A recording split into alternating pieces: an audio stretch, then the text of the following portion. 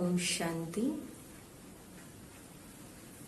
आज हम कुछ सुने उसके पहले हमारी भारतीय संस्कृति के अंदर एक बहुत सुंदर प्रथा है कि हम जब भी कोई शुभ कार्य शुरू करते हैं तो हम पहले परमात्मा को याद करते हैं, परमात्मा का नाम स्मरण करते हैं। कोई नई गाड़ी या नया घर लेते हैं तो हम पूजा पाठ करते हैं। उसके पीछे भाव ये होता है कि हम जो भी कार्य शुरू करने जा रहे हैं वो कार्य हमेशा सफल हो, उस कार्य में कोई भी विघ्न ना आए। आज इस राजयोग की श्रृंखला की शुरुआत हम कर रहे हैं तो ये भी एक नया कार्य शुरू कर रहे हैं। तो पहले हम 2 मिनट परमात्मा को याद करेंगे, लेकिन उसके लिए भी एक नई विधि यूज करेंगे। अब तक तो हम बहुत पूजा पाठ अलग अलग रूप में, कर्मकांड के रूप में, कभी आरती के रूप में करते हैं। आज एक नई विधि सीखेंगे। एक बहुत सुंदर गीत बजेगा और उस गीत के माध्यम से आप परमात्मा को याद करिए, अपने मन के भावों को परमात्मा तक लेकर के जाइए। चलो 2 मिनट परमात्मा को याद करते हैं।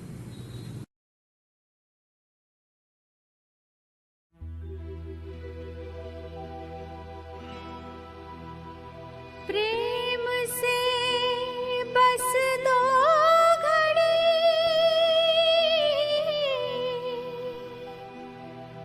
प्रभु का ध्यान कीजिए, प्रभु का ध्यान कीजिए।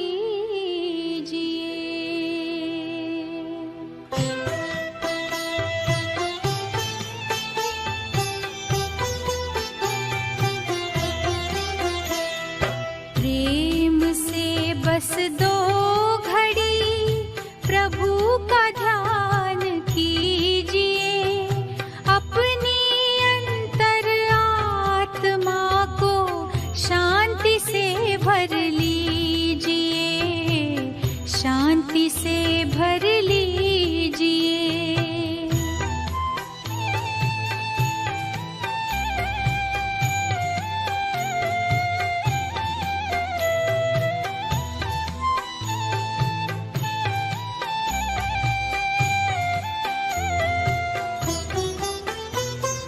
मानव जीवन में जैसे सत्कर्म का ज्ञान जरूरी है, हर कर्म से पहले प्यारे प्रभु का वैसे ध्यान जरूरी है। अपने दिल के दामन को आनंद से भर लीजिए, आनंद से भर लीजिए। प्रेम से बस 2 घड़ी। ओम शांति।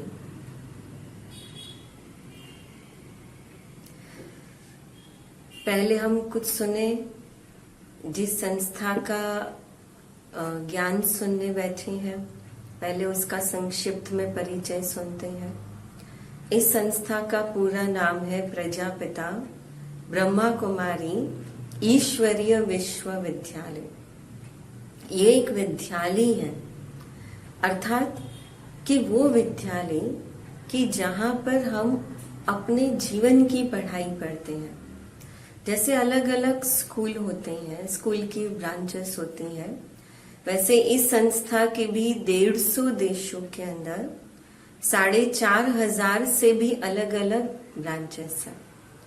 और यहाँ पर करीब 15 लाख से भी ऊपर भाई बहनें जो रोज यहाँ पर आते हैं और आकर के इस राजयोग का ज्ञान सुनते हैं, जो आपकी तरह ही गृहस्थी और घर संसार में रहने वाले, नौकरी धंधा करने वाले हैं।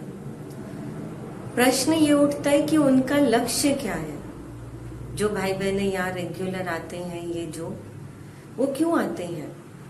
ना, जैसे कोई विद्यालय में जाते हैं, स्कूल में बच्चा पढ़ने जाता है, तो उस बच्चे का लक्ष्य होता है मुझे डॉक्टर बनना है, मुझे इंजीनियर बनना है। उसी प्रकार यहाँ पर भी पढ़ने वाले हर व्यक्ति का एक लक्ष्य है, और वो लक्ष्य है स्व परिवर्तन से विश्व परिवर्तन। हम जब विश्व परिवर्तन की बात करते हैं तो पहली नजर में तो हमें ये असंभव लगता है, क्योंकि आपको क्या लगता है, आप अगर ये सुनते हैं या समझो कहे कि अगर हम खुद बदलेंगे तो पूरे विश्व को परिवर्तन कर सकते हैं। कई बार तो कई लोग कहते हैं कि बहन विश्व परिवर्तन की बात तो छोड़ो, अगर मेरे बदलने से अगर मेरा परिवार भी बदलता हो ना, या फलाना व्यक्ति बदलता हो, तो मैं आज बदलने को तैयार हूं। तो कहते हैं कि विश्व परिवर्तन कैसे होगा। एक बार जैसे अभी हम कोर्स सुन रहे हैं, ऐसे एक बार मुझे याद है कि एक परिवार कोर्स के लिए आया था। यहाँ पर हर मंडे से एक नया बैच शुरू होता है। उस परिवार में बच्चा था, बहुत छोटा सा बच्चा था, मुझे लगता है 5-6 साल का बच्चा होगा। और उस बच्चे के साथ उसके माता पिता थे और उसके दादा दादी थे। तो खास समय निकाल कर वो आए थे कि भाई चलो हम फ्री है, वैकेशंस भी है, तो चलो छुट्टियां हैं तो कोर्स करते हैं। जब फर्स्ट डे मैंने उनको पूछा तो जनरली जैसे हम यहाँ पर कहते हैं कि हम जब यहाँ पर आते हैं, परमात्मा का ये ज्ञान सुनते हैं, तो हमारे जीवन के अंदर बहुत सारे फायदे होते हैं। और सबसे बड़ा फायदा होता है हमारे जीवन से हमारा तनाव वो कम होता है। तो मैंने पूछा, अच्छा क्या आपको लगता है कि आपके जीवन के अंदर कोई तनाव है? मैंने जैसे ही पूछा कि समझो अगर मैं आपको एक कागज पेन दूं और मैं आपको कहूं कि आपके जीवन के अंदर जो सबसे बड़ा कोई टेंशन हो, आप उस टेंशन को या ऐसी 5 बातें आप उस कागज पे लिख दीजिए। तो सबने कहा ठीक है, लिख सकते। तो मैंने पूछा, तो आपको लगता है ना कि आपके जीवन के अंदर टेंशन है? आप मानेंगे नहीं, वो जो छोटा सा बच्चा, 5-6 साल का बच्चा, वो 5-6 साल का बच्चा कहता है सिर हिला के, हाँ, कहता है जीवन में टेंशन है। मैंने उसको पूछा, उस बच्चे को क्या टेंशन है तुमको? वो बच्चा कहता है टीचर होमवर्क बहुत देती है, और कहते हैं ये मम्मी बहुत टिक टिक करती रहती है। अच्छा, मम्मी को पूछा आपके जीवन में सबसे बड़ा क्या टेंशन है, कि जो आपको लगता है कि अगर ये एक टेंशन उतर जाए तो मेरे जीवन या मेरा मन थोड़ा हल्का हो जाएगा। तो मम्मी कहती है कि मेरे ऐसे तो कोई ज्यादा टेंशन नहीं, बस ये है ना कभी सुनता नहीं है, ये बहुत मस्ती करता है, तो मुझे हमेशा इसका टेंशन रहता है। पिताजी को पूछा आपको क्या टेंशन है? वो कहते हैं कि ऑफिस में जो मेरे कलीग्स हैं वो साथ नहीं देते हैं, बहुत कंपटीशन चलती रहती है, बॉस भी सुनता नहीं है। अच्छा, फिर साथ में दादा दादी थे, तो दादा दादी को पूछा कि अच्छा आपको तो कोई टेंशन नहीं होगा ना अभी, क्योंकि आपकी तो सारी लाइफ सेट है, बच्चे बड़े हो गए, अच्छा खासा फैमिली है। कहते नहीं वैसे तो कोई टेंशन नहीं है, पर कभी कभी ऐसे लगता है कि अरे हमारी कोई वैल्यू ही नहीं है, कोई हमारा सुनता ही नहीं है, तो थोड़ा सा प्रेशर आ जाता है या टेंशन आ जाता है। अगर आप नोट करेंगे, ध्यान देंगे, तो आपने महसूस किया होगा कि ये एक जो परिवार बैठा था, इस परिवार के अंदर जितने भी सबने अपने अपने टेंशन्स का कारण शेयर किया, हर एक ने अपने मन का प्रेशर या तनाव का कारण किसी न किसी दूसरे को ठहराया, और उन्होंने कहा अगर ये बदल जाएंगे तो मेरे जीवन के अंदर टेंशन खत्म हो जाएगी या मेरा मन हल्का हो जाएगा। आप खुद सोचिए अभी। अब मैंने मेरे जीवन का टेंशन का कारण दूसरे को देके रखा है। अब दूसरे उनको बदलना ये कितना मेरे हाथ में है। अगर हम परिवर्तन की प्रक्रिया को थोड़ा सा ध्यान से समझें कि परिवर्तन की प्रक्रिया कभी भी दूसरे से जुड़ी भले है, लेकिन हमारे हाथ में दूसरे को बदलना नहीं है। अच्छा, आप मानिए कि जैसे ये 4 दीवारी है, अभी हम जहां बैठे हैं, अगर मुझे इस 4 दीवारी के अंदर मुझे शांति चाहिए, है ना। मेजोरिटी हम कहते हैं या पूछते हैं ना, कहते क्यों आए यहाँ पे, क्यों ये कोर्स करना है, तो कहते भाई शांति चाहिए। अगर शांति चाहिए और इस शांति के लिए हम यहाँ पर आए हैं, तो आप अनुभव करिए, अगर इस 4 दीवारी को मैं बहुत अच्छे कागज, बहुत अच्छे आर्किटेक्ट पिक्चर, सोफा वगैरह लाके सजा दो, तो क्या ये सजाने के बाद इस 4 दीवारी के अंदर शांति आएगी? नहीं। आप क्या कहते हो? तो क्या लगता है इस 4 दीवारी में शांति कब आएगी? जी, इस 4 दीवारी में शांति तब आएगी, लॉजिक ये कहता है कि इस 4 दीवारी में शांति तब आएगी जब इस छत के नीचे रहने वाले 2 हो या 200 हो, जब उनकी आपस में एक म्यूचुअल अंडरस्टैंडिंग होगी, आपस में एक दूसरे के लिए कुछ करने की भावना होगी, तो शांति आएगी। आप सोचो, आपस में एक दूसरे के लिए कुछ करने की भावना, आपस में म्यूचुअल अंडरस्टैंडिंग, अब वो कब आएगी? अगर मेरे टेंशन का और तनाव का कारण मैंने दूसरों को ही दे करके रखा है, तो क्या उनके बदलने के कारण मेरे जीवन में शांति आएगी? नहीं। और इसीलिए विवेक ये कहता है कि अगर मुझे इस छत के नीचे शांति चाहिए, तो हम सबको अपने मन को बदलना पड़ेगा। कैसे बदलेंगे मन को? कई बार हम कहते हैं कि मेरे जीवन के अंदर अगर ये एक परिवर्तन हो जाए तो बस सब ठीक हो जाए। कई बार जब भाई बहनें यहाँ पर आते हैं, एक दिन सुनते हैं, 2 दिन सुनते हैं, फिर तुरंत जैसे ही पूरा होता है ना, पूछते हैं, कहते हैं कि बहन हम आज सुना, हमको बहुत अच्छा लगा, तो कल हम क्या इनको लेकर क्या सकते हैं, जैसे मेरी वाइफ है या मेरा बच्चा है या मेरी सास है, तो हम उनको पूछते हैं कि अच्छा तो भले आप लेकर आ सकते हो, लेकिन आप तो आएंगे ना?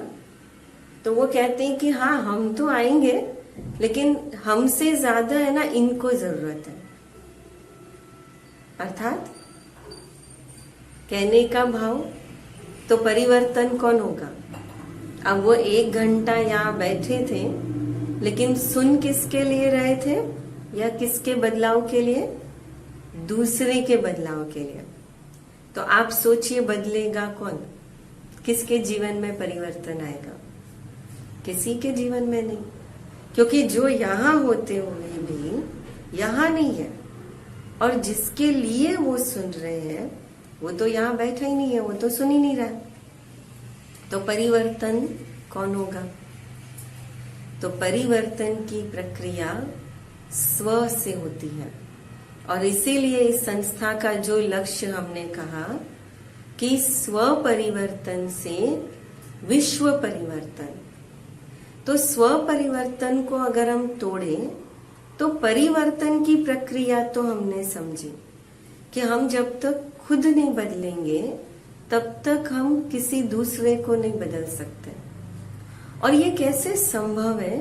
अगर आपने इतिहास के पन्ने पलटेंगे तो आपने देखा होगा कि इतिहास के अंदर ऐसे कई नेता होकर के गए, ऐसे कई व्यक्ति होकर के गए कि जिन्होंने अपने जीवन के अंदर बदलाव ला करके कई आत्माओं के जीवन को बदला, कई लोगों के जीवन को बदला, पर कई सिर्फ लोग नहीं लेकिन पूरे देश को भी, पूरे विश्व को भी उन्होंने एक नई सोच दी। जैसे फॉर एग्जाम्पल गांधी जी के लिए कहा जाता है कि जब भारत के अंदर गांधी जी आए, खास करके वो इंसिडेंट के बाद जब उनको साउथ अफ्रीका के अंदर जब उनको ट्रेन से बाहर धक्के मार के निकाला गया। अब सोचिए उस समय जब वो आए और उस समय उन्होंने कहा कि 200 साल से जो अंग्रेज भारत में राज्य करते हैं, उन अंग्रेजों को हम लड़ करके भगाएंगे भारत से। और कैसे? तो कहते सत्य और अहिंसा के बल पर, अहिंसा से लड़के। अगर हम उस जमाने में अगर हो तो पहली नजर में ये बात हमको लगेगी नहीं, हमको लगेगा ऐसा कैसे हो सकता है। आप सोचिए अगर हम उस समय के अंदर हो तो उस समय अगर कोई ऐसे दुबला पतला व्यक्ति, साधारण व्यक्ति आकर कहे कि चलो चलो हम सत्य अहिंसा से लड़ते हैं और भारत देश को आजादी दिलाते हैं, क्या हम सोचते कि ये लड़त कभी पॉसिबल हो सकती है? वो भी वो अंग्रेज जिनके पास गोला बारूद है? नहीं, कभी नहीं हो सकता। क्यों? क्योंकि उस समय हम कैसे सोच सकते हैं कि गोला बारूद बंदूकें हैं और उनके सामने सत्य और अहिंसा से लड़ेंगे, कैसे जीतेंगे? लेकिन इतिहास गवाह है कि वो लड़ाई चली और वो लड़ाई में हम जीते। ऐसे ही स्वामी विवेकानंद जिन्होंने भारतीय संस्कृति को विदेशों तक पहुंचा दिया, मदर टेरेसा जिन्होंने सबसे पहले दुखियों के लिए अपने जीवन को कुर्बान किया, अपने जीवन को समर्पित किया, और आज उनके जीवन को देख करके ऐसी अनेक संस्थाएं, लायंस क्लब आदि, रोटरी क्लब, ऐसी अनेक संस्थाएं और भी खुली है कि जो ऐसे दुखियों के लिए कार्य करती। आपने देखा होगा मदर टेरेसा ट्रस्ट, वो कहाँ फॉरेन तक भी फैला हुआ है, कितने विश्व में इसकी अलग अलग ब्रांचेस हैं। तो उसको दिशा देने वाले कौन? एक साधारण महिला। तो सोचिए अगर एक साधारण व्यक्ति अपने जीवन के बदलाव से, विचारों से पूरे देश को एक नई सोच और नई दिशा दे सकते हैं, तो हम अगर इसको इस रूप में लें कि चलो पूरे विश्व को नहीं, पर अगर मैं अपने आप को बदलने की अगर कोशिश करूं, या मेरे बदलाव से अगर मेरा परिवार और मेरे अगर आस पास के लोग, मेरा परिवार भी बदलने को तैयार हो, तो क्या वो नहीं हो सकता? पॉसिबल है? नहीं पॉसिबल है। अगर एक व्यक्ति पूरे विश्व में बदलाव ला सकता है, तो हम एक व्यक्ति, हम अपनी दुनिया में बदलाव क्यों नहीं ला सकते? जरूर ला सकते हैं, पर उसके लिए समझना होगा हमें स्व परिवर्तन। स्व परिवर्तन में अगर हम पहले स्व को देखते हैं तो स्व में दो शब्द आते हैं, एक मैं और एक मेरा। हम पूरे दिन में दो शब्दों का प्रयोग बहुत करते हैं, है ना? सुबह उठने से लेकर के रात सोने तक हम कहते हैं मैं और मेरा। अगर हम ध्यान से इन दोनों शब्दों को देखेंगे तो ग्रामेटिकली ये दोनों शब्द कभी भी एक दूसरे से एक्सचेंज नहीं हो सकते। जहां पर हम मैं शब्द का प्रयोग करते हैं वहां पर हम मेरा शब्द नहीं कह सकते, और जहां मेरा कहते हैं वहां पर हम मैं नहीं कहेंगे। अगर किसी छोटे बच्चे को एक निबंध लिखने के लिए कहा जाए माई सेल्फ का, और वो बच्चा जब माई सेल्फ का निबंध लिख रहा हो तो उस समय अगर उस बच्चे को गलती से वो बच्चा अगर ये लिख दे कि मेरे 2 हाथ हैं, उसके बदले अगर वो बच्चा समझो लिख दे कि मैं 2 हाथ हूं या मैं 2 पैर हूं, तो टीचर क्या करेगी? रॉन्ग, है ना। हम क्या करेंगे? उसको रॉन्ग कहेंगे। तो कहने का भाव कि अगर हम कहें कि मैं 2 हाथ हूं, नहीं, मेरे 2 हाथ हैं। अच्छा, दूसरी बात, अगर आप देखेंगे, जैसे फॉर एग्जाम्पल कि मैं अभी इस चेयर पर बैठी हूं, तो मैं कहती हूं कि ये चेयर मेरी है, ये घर मेरा है ना। पर क्या मैं घर हूं? नहीं, मैं घर नहीं हूं, पर ये घर मेरा है ना। ये मेरा बच्चा है, पर मैं बच्चा हूं? नहीं, मैं बच्चा नहीं हूं, पर ये बच्चा मेरा है। हम कहते हैं ये परिवार मेरा है। अच्छा, लेकिन मैं परिवार नहीं हूं, मैं परिवार का एक सदस्य हूं। तो माना जहां पर हम मैं शब्द यूज करते, वहां हम मेरा शब्द यूज नहीं करते। जहां मेरा शब्द यूज करते, वहां मैं शब्द यूज नहीं करते। अच्छा, और ध्यान से अगर हम देखते तो हम कौन सी चीज को मेरा कहते हैं? जैसे समझो आप एक दुकान में गए, आप एक दुकान में जाकर के एक शॉपकीपर को कहते मुझे ये चीज खरीदनी है, तो वो अलग अलग ब्रांड की आपको 10 चीजें दिखाता है, और वो आप देख रहे हो, आपके साथ कोई और दूसरे ग्राहक आ गया तो वो भी उस चीज को देख रहा है, तो क्या करेंगे? है ना, आप भी देख रहे हो, वो भी देख रहा है। लेकिन जैसे ही हमने एक चीज को सिलेक्ट किया, हमने उसके लिए पे कर दिया, मैंने पैसे दे दिए, तो तुरंत हमने वो चीज जैसे रखी, और समझो उसमें दूसरा कोई आ गया और जैसे ही उसने वो चीज उठाई, हम तुरंत कहेंगे कि ये मेरा है। तुरंत उस चीज के अंदर भाव आ गया, मेरा। क्यों? अधिकार आ गया। क्यों अधिकार आया? क्योंकि उस चीज के लिए मैंने पे किया, है ना, मैंने पैसे दिए। तो माना कि वो चीज मैं नहीं हूं, लेकिन जिस चीज के ऊपर मेरा अधिकार है, जिससे मेरा कोई संबंध है, उस चीज को या उस व्यक्ति को या उस स्थान को मैंने कहा कि ये मेरा है। वास्तव में वो मेरे से अलग है, जैसे ये चेयर मेरे से अलग है ना, जैसे ये व्यक्ति मेरे से अलग है। इसलिए हमने कहा मैं व्यक्ति नहीं हूं, लेकिन वो मेरा है, बच्चा मेरा है, परिवार मेरा है। तो फिर मैं कौन हूं? माना, है ना, कि अंदर कोई ये शक्ति है जो अंदर बैठ करके ये कह रही है कि ये मेरा है। आप देखेंगे ध्यान से, जैसे चीजों को हमने कहा कि वो चीज अलग है, लेकिन मेरा उससे संबंध है, अधिकार है, इसलिए मैंने कहा कि वो मेरा है। उसी प्रकार हम अपने शरीर के लिए भी क्या कहते हैं? मेरी 2 आंखें हैं, मेरे 2 हाथ हैं। हम कहते हैं मेरा शरीर। हम कभी डॉक्टर के पास जाके कहते आज है ना मेरा सिर दर्द हो रहा है, आज मेरी बॉडी पेन हो रही है। हम कहते हैं मेरा सिर दर्द। माना क्या? कि मेरा माना मैं सिर नहीं हूं, पर ये सिर मेरा है। मैं हाथ नहीं हूं, पर ये हाथ मेरा है। मैं शरीर नहीं हूं, पर ये मेरा है। अर्थात माई बॉडी, आई बॉडी नहीं। यहां तक कि हमने नाम के लिए भी कहा कि ये नाम मेरा है, मैं नाम नहीं हूं। तो मैं कौन हूं? कभी सोचा है?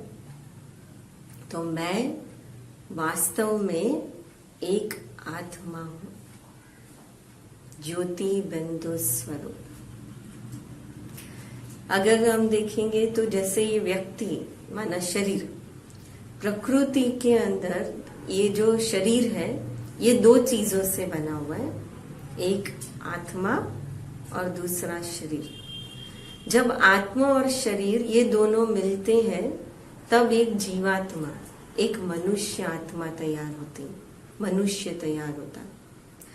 नॉर्मली आपने देखा होगा, जैसे कोई व्यक्ति जब बीमार होता है और डॉक्टर जब उस व्यक्ति को ऑपरेट कर रहा होता है, ऑपरेशन चल रहा होता है या करने वाला होता है, तो डॉक्टर कहता है कि पेशेंट को अंदर लेकर आओ, ऑपरेशन थिएटर में लेकर आओ। और वो व्यक्ति बार बार, डॉक्टर बार बार कहता है पेशेंट को ये करो, पेशेंट को ये करो। लेकिन जैसे ही वो व्यक्ति समझो ऑपरेशन करते करते अगर वो व्यक्ति समझो मर जाता है, तो डॉक्टर ऑपरेशन करना चालू रखेगा? नहीं। तो डॉक्टर क्या करेगा, है ना, ऑपरेशन तुरंत बंद कर देगा।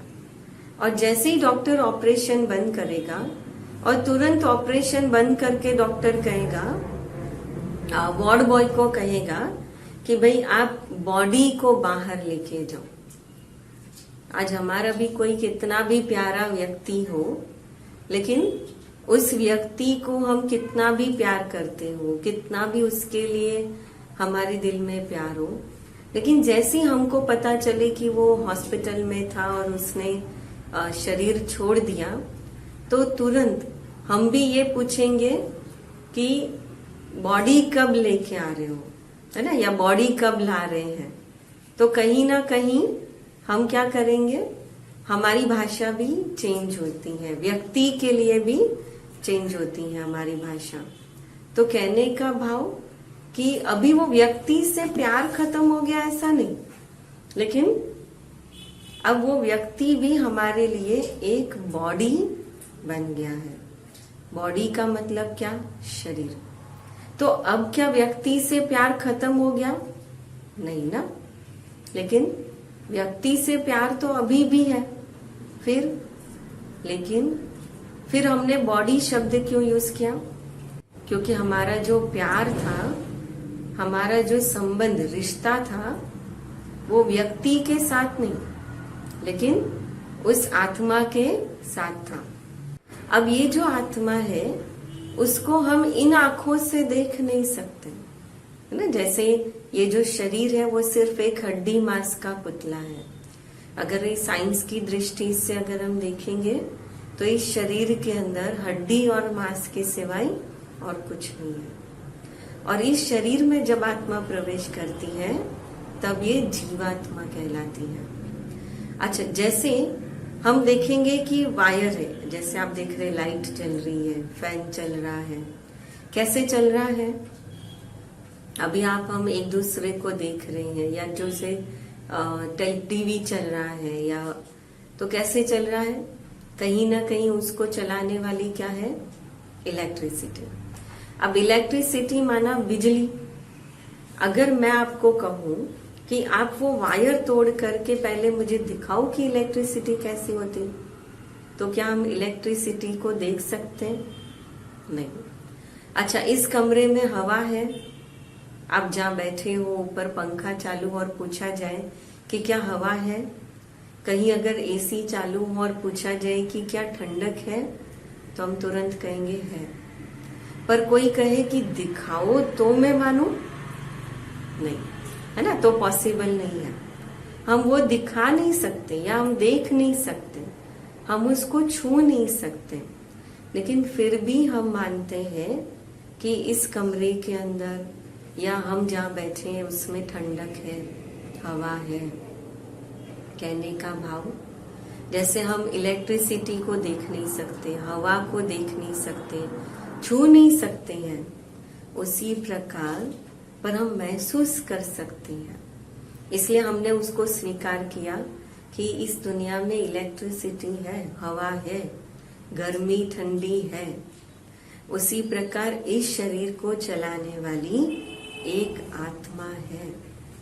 हाँ, फर्क इतना है कि शरीर दिख रहा है, वो आत्मा दिखती नहीं है।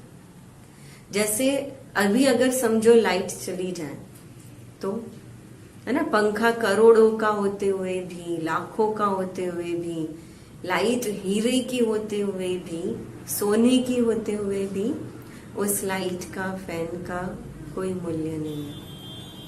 उसी प्रकार जब आत्मा इस शरीर को छोड़ देती है तो चाहे करोड़पति हो, चाहे कितनी भी बड़ी डिग्री ली हो, लेकिन इस शरीर का कोई मूल्य नहीं है, चाहे वो कितना भी अच्छा रंग रूप वाला हो, क्योंकि जो वैल्यू है, जो पावरफुल है, वो है आत्मा। अब वो आत्मा कैसी होती है?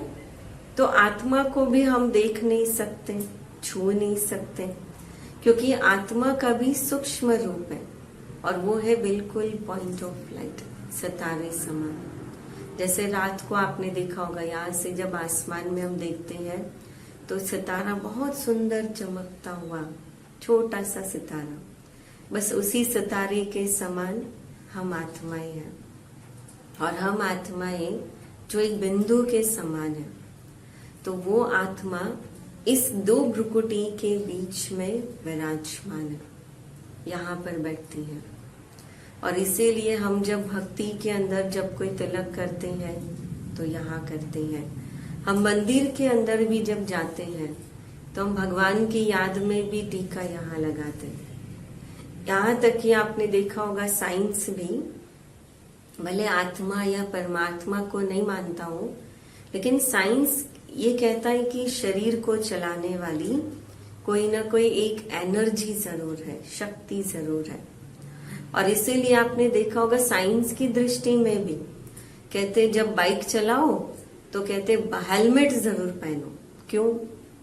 कहते अगर एक्सीडेंट हो तो क्या हाथ पैर टूट जाए तो भी व्यक्ति जिंदा है, पैर नहीं चल रहे तो भी जिंदा है, पर कि किसी का सिर कट जाए तो व्यक्ति जिंदा है?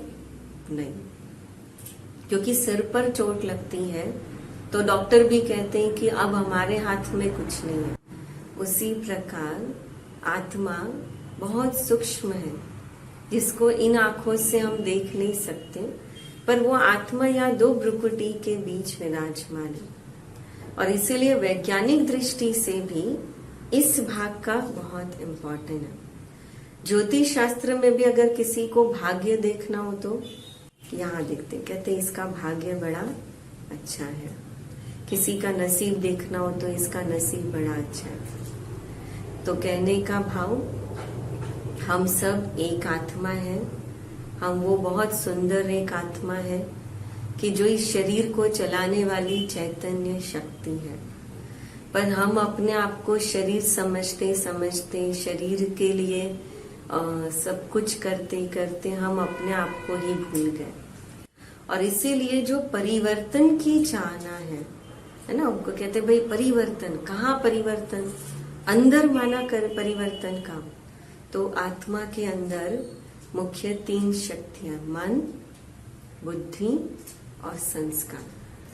जैसे ही शरीर के हाथ पैर अंग है, वैसे आत्मा की भी मुख्य 3 शक्तियां, मन जो सोचने का कार्य करता है, बुद्धि जो हर कार्य के बाद, विचार के बाद डिसीजन लेती है, और जो कर्म हम बार बार रिपीट करते हैं वो हमारे संस्कार बनते हैं। अगर हम इसको थोड़ा सा और डिटेल में अगर हम देखें तो ये कह सकते हैं कि मन जो सोचने का कार्य करता है, तो इस मन के अंदर बहुत सारे विचार आते हैं। अगर साइंस की दृष्टि से देखो तो साइंस कहता है एक पूरे दिन के अंदर हमारा मन 50 से 60, 30, 40 हजार विचार करता है। अब 1 मिनट में अगर व्यक्ति 50-60 विचार करते हो तो सोच सकते हैं कि उस विचारों की स्पीड कितनी होगी। अभी भी आप देखें, अभी आप शांति से प्यार से बैठ के सुन रहे हो, लेकिन फिर भी कहीं ना कहीं हमारा जो मन है वो चल रहा है। माना क्या हो रहा है कि मन सोचने का काम कर रहा है।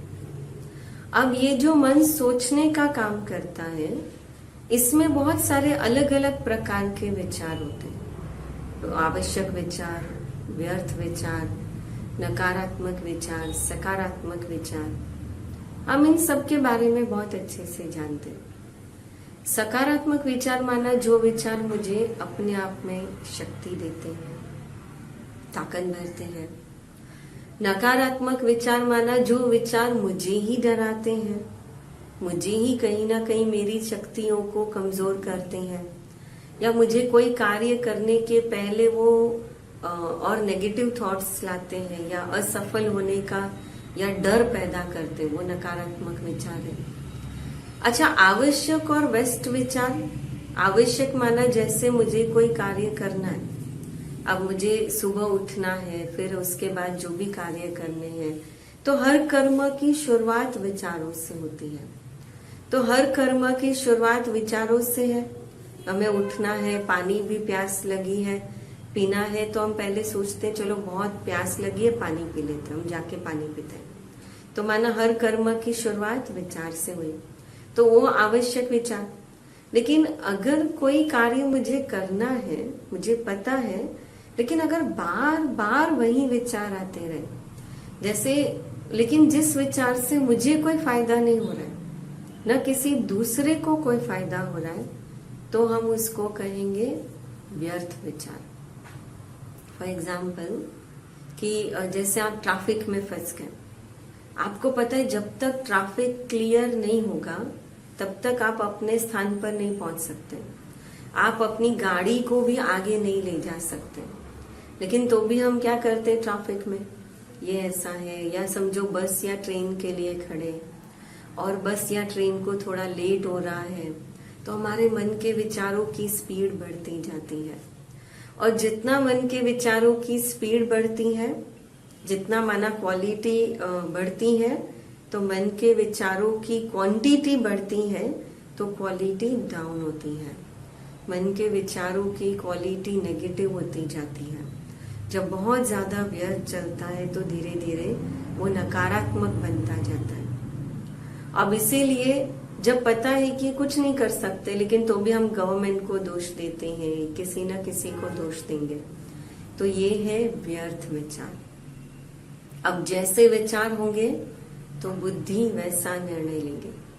अब बुद्धि का कार्य निर्णय लेना, इसलिए अगर हम बुद्धि को एक तराजू के रूप में भी देख सकते हैं, कि जैसे हम देखते हैं कि बुद्धि डिसीजन, जैसे तराजू में दो पलड़े होते हैं, तो हमेशा डिसीजन वही पलड़ा वही झुकता है जहां वजन होता है।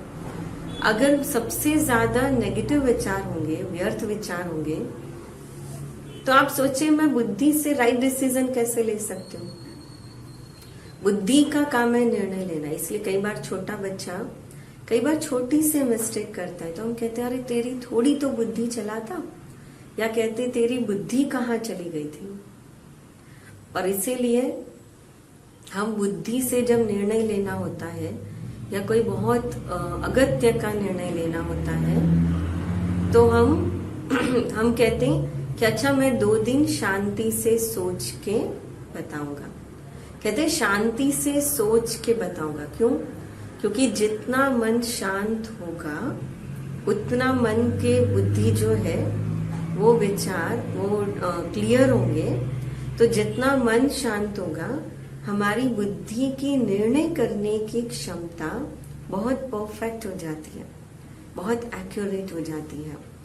और फिर उसके बाद हम जो कर्म बार बार रिपीट करते हैं वो हमारे संस्कार बन जाते हैं। और ये पूरा एक साइकिल है। अगर आपने देखा होगा कि समझो 2 बच्चे हैं, एक बच्चे का संस्कार चोरी करने का और एक बच्चे का चोरी करने का नहीं। अगर आप कहीं मेहमान के घर में मेहमान बनकर गए और समझो कि वो दोनों बच्चे हैं और उसमें कोई बहुत अच्छी चीज वो बच्चों ने देख ली, तो ऑटोमेटिक जिस बच्चे का चोरी करने का संस्कार है उसके मन के विचार ऑटोमेटिक वही चलेंगे कि इसको मैं कैसे लूं, कैसे मुझे अकेलापन मिले, या कोई नहीं देख रहा हो तो मैं इसको कैसे चुराऊं। और जिस बच्चे का चोरी का संस्कार नहीं है वो बच्चा उस चीज को देख रहा होगा लेकिन उसको कोई संकल्प नहीं चलेंगे। क्यों? क्योंकि ये एक साइकिल है। हमारा जैसा संस्कार होंगे मन हमारा ऑटोमेटिक उस मोड पर चला जाता है। और ऐसे कितने नेगेटिव साइकिल हमारे बन चुके हैं, बने हुए हैं, जो हमें अभी परिवर्तन करना है और जिसके बदलाव के लिए हम यहाँ पर आए हैं। तो अभी यही श्रृंखला के अंदर हम ये देखेंगे कि हम कैसे इस राजयोग मेडिटेशन के द्वारा हम अपने जीवन के अंदर ही नहीं, पर अपने जीवन के साथ साथ हम अपने आसपास के लोगों में, वातावरण में, समाज में भी परिवर्तन लाए। और इसीलिए इस योग को सिर्फ योग न कहकर राज योग कहा जाता है। उसके 3 कारण हैं। एक, योग अर्थात ये योग हमारे मन का राजा, हमको मन का राजा बनाता है, क्योंकि मन जो चंचल है, मन जो कंट्रोल में नहीं रहता है, उस मन के भी हम राजा बनेंगे, इसलिए इसे कहा जाता है राजयोग। दूसरा, ये योग सभी योगों में भी सर्वश्रेष्ठ है। इस योग से सिर्फ हम परिवर्तन नहीं, लेकिन इस योग से हम स्वस्थ भी बनते हैं। कैसे? समझो कि अगर आप 1 घंटा सुबह सुबह उठ करके गार्डन में गए, आपने वॉकिंग की, एक्सरसाइज की और आपने बहुत अच्छा 1 घंटा एक्सरसाइज और हेल्थ के लिए ध्यान रख करके आप एक्सरसाइज वगैरह करके घर आए, तो 1 घंटा सुबह सुबह उठकर आपने मेहनत करके कि भाई शरीर को स्वस्थ रखना है, और जैसे ही आप घर पर आए और समझो घर पर किसी बच्चे ने या किसी ने कुछ कर दिया और तुरंत आपको गुस्सा आ गया या तुरंत आप डिस्टर्ब हो गए, तो साइंस क्या कहता है? साइंस ये कहता है कि वो 1 मिनट में जैसे ही आपने वो गुस्सा किया या डिस्टर्ब हुए, आपकी 1 घंटे की मेहनत जो आप एक्सरसाइज वॉकिंग करके आए, शरीर को देखते आए, हेल्थ के लिए, वो पानी हो गई, वेस्ट हो गई। क्या कारण था? वो 1 सेकेंड।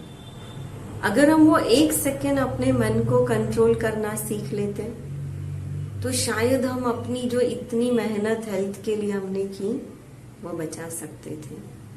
और इसीलिए इस योग को भी राजयोग कहते हैं कि राजयोग अर्थात मन का राजा बनना, क्योंकि इस योग से हम अपने मन को हेल्दी बनाएंगे। हमारे मन की इम्यूनिटी बढ़ती है। जब मन की इम्यूनिटी बढ़ेगी तो शरीर की इम्यूनिटी अपने आप बढ़ेगी। और तीसरा इसलिए क्योंकि यह योग सिखाने वाला भी परमात्मा, स्वयं सर्वशक्तिमान परमात्मा हमें इस योग को सिखाता है, इस योग को गाइड करता है। ये ज्ञान स्वयं परमात्मा का है, सत्य ज्ञान है। जब सत्य ज्ञान को अर्थात कहेंगे समझ, ज्ञान को कहा जाता है समझ। जब समझ मिलती है सत्य, तो अपने आप हमारा जीवन का तरीका, सोचने का तरीका भी श्रेष्ठ बनता जाता है। तो आगे कल हम देखेंगे अब इस परिवर्तन की प्रक्रिया में मुझे अपने आप को बदलने की शुरुआत कैसे करनी है। चलिए, और इसलिए आज हम एक होमवर्क लेंगे। और एक होमवर्क क्या करेंगे, जैसे आज हमने देखा, हमने परिचय लिया कि मैं एक आत्मा हूं, ये शरीर नहीं हूं, और एक चमकता हुआ सितारा 2 प्रकृति के बीच बैठा हुआ। तो मुझे अपने आप को आज पूरा दिन या कल जब तक हम सुनेंगे तो बार बार ये याद करना है कि मैं आत्मा हूं, ये शरीर मेरा है, अर्थात मैं इस शरीर से अलग हूं, और मैं आत्मा इस शरीर के द्वारा देख रही हूं, आंखों रूपी खिड़की के द्वारा देख रही हूं, इस कान रूपी खिड़की से सुन रही हूं, इस मुख रूपी खिड़की से बोल रही हूं, इस मन रूपी शक्ति से सोच रही हूं। लेकिन बार बार मुझे याद करना है कि जैसे एक ड्राइवर गाड़ी चलाते हुए याद करता है कि भाई गाड़ी अलग है, ड्राइवर अलग है। हाँ, दोनों एक दूसरे के बिना अधूरे हैं। अगर ड्राइवर के पास अच्छी गाड़ी न हो, भले ड्राइवर कितना भी एक्सपर्ट हो तो भी कोई काम का नहीं, और अगर अच्छी नई गाड़ी हो लेकिन चलाने वाला ड्राइवर तो भी कोई काम का नहीं। वैसे ही मैं आत्मा और शरीर एक ड्राइवर और गाड़ी के समान है। चलिए 2 मिनट अपने मन को शांत कर दें।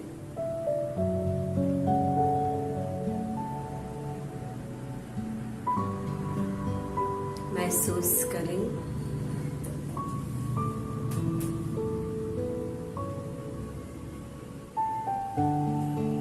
मैं आत्मा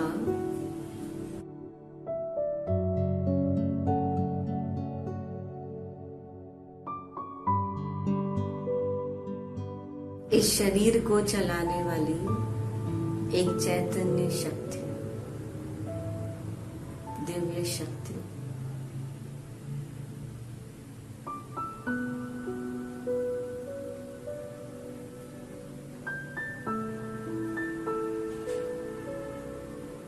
अब तक अपने आप को शरीर समझते थे,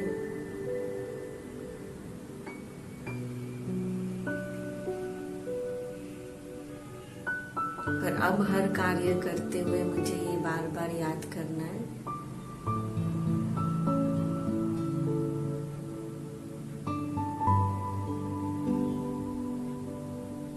कि जैसे खाना खा रहे हैं तो इस शरीर रूपी गाड़ी को हम पेट्रोल दे रहे हैं, जब सोने जा रहे हैं तो इस शरीर रूपी गाड़ी को हम रेस्ट देने जा रहे हैं।